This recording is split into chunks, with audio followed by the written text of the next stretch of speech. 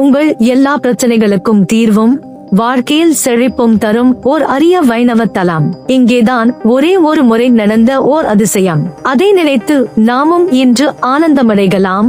வெறும் கோயில் மட்டுமல்ல, இது பகவத் ராமானுஜரின் ஒரு அற்புத தலம். திவ்ய தேசங்களின் பேரொளி வீசும் திருக்கோஷ்டியூர். இந்த திருத்தலத்தில் நடந்த கதையை கேட்டால் உங்கள் மனதில் நம்பிக்கையும் பக்தியும் பன்மடங்கு உயரும். புதிய அவதாரத்தை உருவாக்கும் நோக்கில் மும்மூர்த்திகளும் அமர்ந்து பேசிய திருத்தலமே கோஷ்டியூர் எனும் திருக்கோஷ்டியூர் ஆகும்.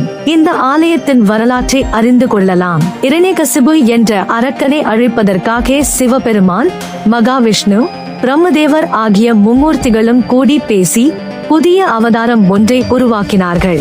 அதுவே மகாவிஷ்ணுவின் நரசிம்ம அவதாரம். அந்த அவதாரத்தை உருவாக்கும் நோக்கில் மும்மூர்த்திகளும் அமர்ந்து பேசிய திருத்தலமே கோஷ்டியூர் எனும் திருக்கோஷ்டியூர் ஆகும்.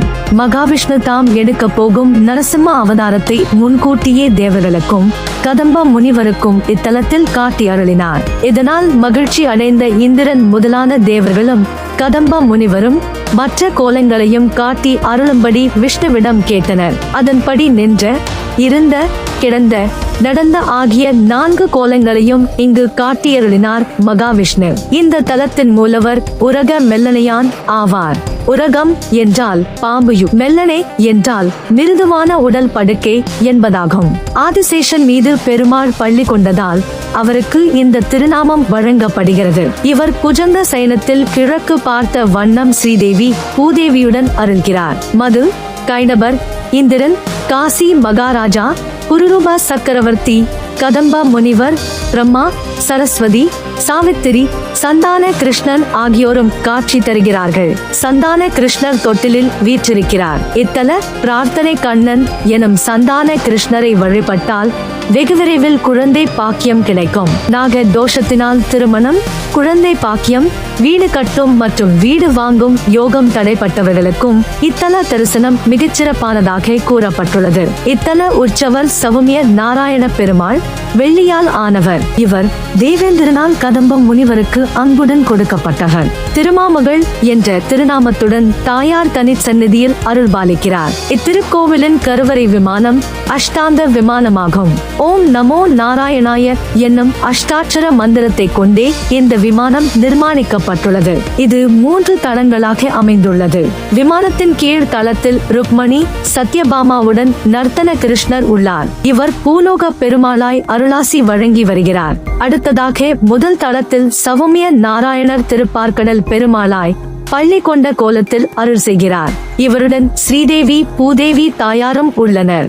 2வது அடுக்கில் நின்ற திருக்கோலத்தில் ஸ்ரீதேவி, பூதேவி சமேதராக உபேந்திர நாராயணர் தேவலோக பெருமாளாய் அருள் பாலித்து வருகிறார். 3ஆம் அடுக்கில் அமர்ந்த கோலத்தில் ஸ்ரீதேவி, பூதேவியுடன் பரமபத நாதர் வைகுண்ட பெருமாளாய் எழுந்தருளியுள்ளார். நரசிம்மர் இத்தலத்தில் இரணியனை வதம் செய்த திருக்கோலத்தில் எழுந்தருளியுள்ளார். 5 நிலை ராஜகோபுரத்தை வணங்கி ஆலயம் உள்ளே சென்றால் கருவறையில் உரக மெல்லனையானை தரிசனம் செய்யலாம். இங்குள்ள தீர்த்தம் தேவபுஷ்கரணியூர் தல மரமாக பலா மரம் இருக்கிறது.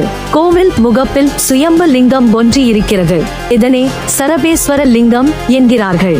எதிரில் நந்தியம் உள்ளது. அருகில் முருகப்பெருமான் மற்றும் நாகர் சிலைகளும் உள்ளது. பெரியாழ்வார், பூதத்தாழ்வார், பேயாழ்வார், திரு மழிசையாழ்வார், திருமங்கையாழ்வார் ஆகியோரின் மங்களாசாசனம் பெற்ற 108 திவ்ய தேச ஆலயங்களில் இதுவும் ஒன்றாகும். திருக்கோஷ்டியூர் பகுதியில் நம்பி என்பவர் வாழ்ந்து வந்தார். வைகுண்டத்தில் திருமாலுக்கு தொண்டு செய்யும் நித்தியசூரிகளுள் ஒருவரான புண்டரிகர்தான் திருக்குறுகை பிரான் எனும் திருக்கோஷ்டியூர் நம்பியாக வந்ததித்தார். அவரிடம் மந்திர உபதேசம் பெற எண்ணிய ராமானுஜர் ஸ்ரீரங்கத்தில் இருந்து வந்தார். ஆனால் தன்னை காண வந்த ராமானுஜரை 17 முறை திருப்பி அனுப்பிவிட்டார் நம்பி. இருப்பினும் மனம் தளராது 18வது முறையும் நம்பியை காண வந்தார் ராமானுஜர். இதையடுத்து அவருக்கு ஓம் நமோ நாராயணாய என்ற மந்திரத்தை உபதேசம் செய்தார் திருக்கோஷ்டியூர் நம்பி. பின்னர் இந்த மந்திரத்தை வெளியில் பிறருக்கு சொன்னால் உனக்கு நரகம் கிடைக்கும் என்று கூறி ராமானுஜரை அனுப்பி வைத்தார். ஆனால்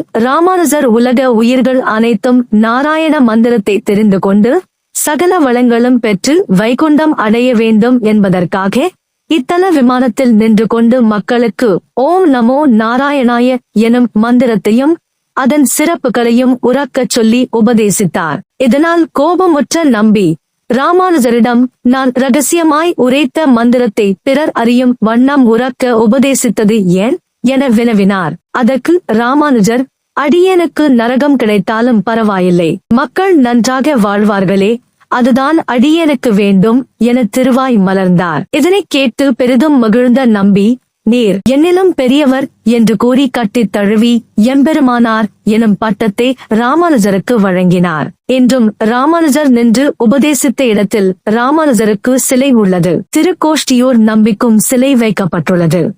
நம்பியின் சந்நிதியில் அவரது திருவாராதன மூர்த்தியான சீதை, லட்சுமணன், அனுமன் சமேத ராமபிரானும் உள்ளனர். பின்னாளில் திருக்கோஷ்டியூர் நம்பி தமது புதல்வி தேவகியையும் புதல்வன் தெற்காழ்வானையும் ராமானுஜருக்கு சீடர்களாக்கினார். இத்தல கோபுர உச்சியில் இருந்து பார்த்தால் திருக்கோஷ்டியூர் நம்பி வாழ்ந்த வீட்டினை காணலாம். இந்த வீடு கல் திருமாளிகை என்று அழைக்கப்படுகிறது. நம்பியின் சந்ததியினர் இன்றும் இவ்வூரில் வாழ்ந்து வருகிறார்கள். விளக்கு பிரார்த்தனை.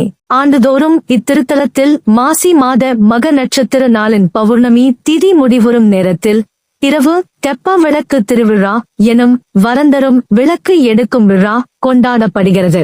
இந்த விழாவின் போது பெருமாளும் தாயாரும் தங்க பல்லக்கில் எழுந்தருளி பக்தர்களுக்கு காட்சி தருவார்கள். அந்த நேரத்தில் லட்சக்கணக்கான பக்தர்கள் குளக்கரையில் மண் அகல் விளக்கு தீபமேற்றி வழிபாடு செய்வார்கள். இது சிறப்பான விளக்கு பிரார்த்தனை பரிகாரமாக கூறப்படுகிறது. பிரார்த்தனை செய்பவர்கள் ஒரு அகல் விளக்கை ஆலயத்தில் வாங்கி வீட்டுக்கு எடுத்துச் செல்கின்றனர். பின்னர் அந்த விளக்கில் ₹1 காசும் துளசியும் போட்டு சிறுபெட்டியில் வைத்து மூடி பூஜை அறையில் வைத்து விடுகின்றனர். இந்த விளக்கில் திருக்கோஷ்டியூர் பெருமாள் எழுந்தருளியிருப்பதாக ஐதீகம். இவ்வாறு செய்வதால் நமது நியாயமான பிரார்த்தனைகள் எதுவாக இருந்தாலும் அது எளிதில் நிறைவேறும் என்பது பக்தர்களின் நம்பிக்கை. பிரார்த்தனை நிறைவேறியவர்கள் அடுத்த ஆண்டு மாசி மகத்தன்று இரவு இத்தல குளக்கரையில் நடைபெறும் தெப்ப விளக்கு திருவிழாவின் போது தாங்கள் வீட்டில் வைத்து வழிபட்ட அகல் விளக்குடன் மற்றொரு விளக்கில் தீபமேற்றி தெப்ப குளக்கரையில் வைத்து வழிபடுகின்றனர். மகாமக கிணறு நவக்கோள்களில் ஒருவரான புதனின் புதல்வன் புருரூபன்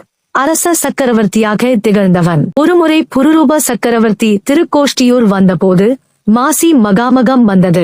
மகாமகத்தன்று மகாவிஷ்ணுவை கங்கையில் நீராடி தரிசிக்க விரும்பினார் புருரூப சக்கரவர்த்தி. அவரது விருப்பத்தை நிறைவேற்றும் வகையில் திருக்கோஷ்டியூர் தலத்தின் வடகிழக்கு திசையில் உள்ள கிணற்றில் இருந்து கங்கை நதி பொங்கி வர அதன் மத்தியில் மகாவிஷ்ணு காட்சி தந்தார். தற்போதும் ஆலய பிரகாரத்தில் அமைந்துள்ள இந்த கிணறு மகாமக கிணறு என்று அழைக்கப்படுகிறது. இன்றும் மாசி மக நட்சத்திர நாளில் இந்த கிணற்றில் கங்கை பொங்கி வருவதாக ஐதீகம். எனவே மாசிமக நாளில் இத்தல மகாமக கிணற்றினை தொழுது ஆலய தெப்ப குளத்தை வலம் வந்து பெருமாளை பணிந்தால் பாவங்கள் தோஷங்கள் அகன்றுவிடும் என்பதும் நம்பிக்கையாக உள்ளது. அமைவெற்றியில் இருந்து 61 கிலோமீட்டர் தூரத்திலும் திருச்சியில் இருந்து புதுக்கோட்டை சென்று அங்கிருந்து 49